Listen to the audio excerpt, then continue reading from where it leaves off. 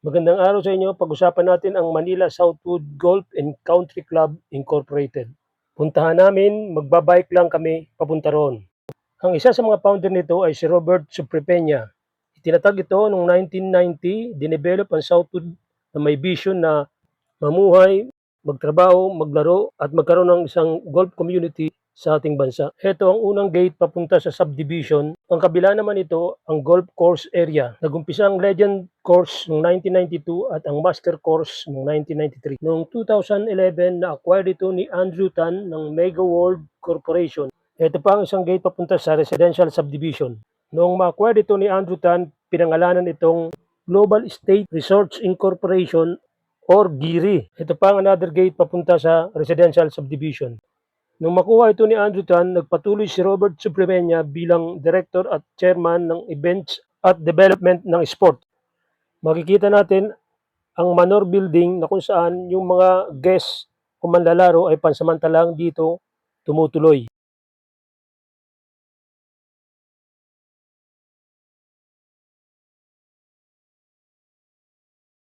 First class subdivision to, karamihan nakatira dito ay mga high personalities at mga celebrities. Ito pa ang isang gate papunta sa residential subdivision.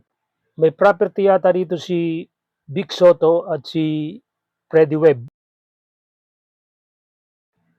Papasok na tayo sa isang gate na kung saan makakapasok ang mga public vehicle para makapunta naman sa Southwood Mall. Private property pa rin ito kaya may bayad ang pagpasok dito, 10 piso lang naman. Ito ay papuntang Southwood Mall. Ang Southwood Mall or Lifestyle Mall, dinevelop ng Mega World Corporation, subsidiary ng Global State Resorts Incorporation or GIRI. Papunta na po tayo ron. Yan, meron pala siya dinedevelop dito sa kanan ko. Itong isa pang gate na lalabasan natin. Liliko tayo dito.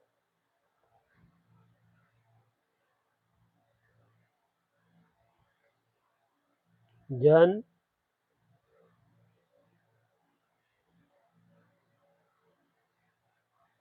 Tuloy lang po tayo. Ayun, makikita natin yung Southwood Mall. Yun, ang mataas na building na yun. Ayun. Yun ang Southwood Mall.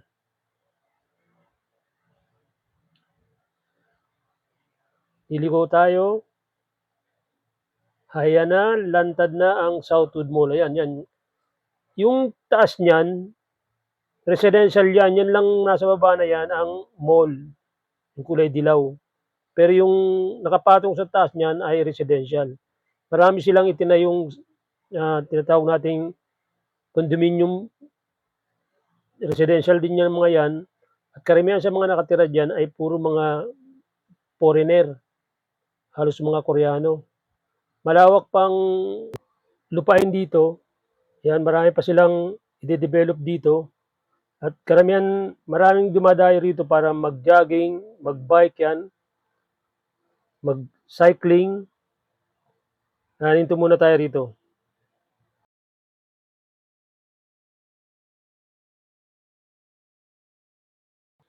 Tinali namin yung bike namin at naglakad na lang muna kami.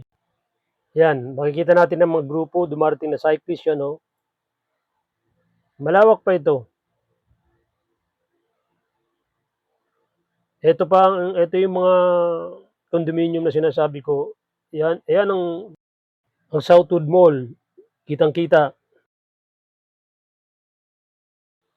Ito, malawak ang parking area kung gusto niyo pumunta rito. Kabilaan yung iba yata rito may bayad. Ito ang simbahan ng San Agustin.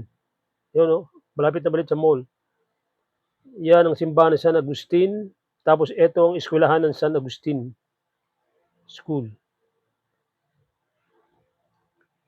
Ayan, pabalik na kami. Ito sa ilalim ng condominium, maraming mga tindahan din. Malawak pa ang lupa, kabilaan. Eh? Ayan, no? Malawak pa yan.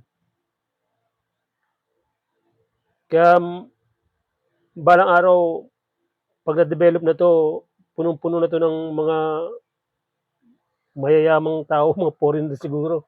Yan ang bisikleta namin. lalakad pa kami hanggang dun. Papasyalan namin yung tinatawag nilang Splash Island. Dito rin matatagpuan ng Splash Island. Yan ang Splash Island.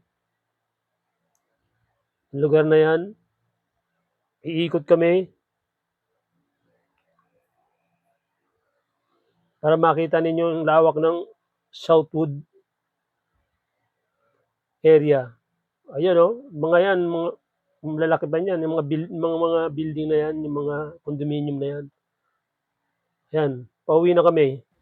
Kung gusto niyo bumili ng bola ng golf dito, makakabili kayo. Ayan oh. Maraming salamat sa panonood. Bye!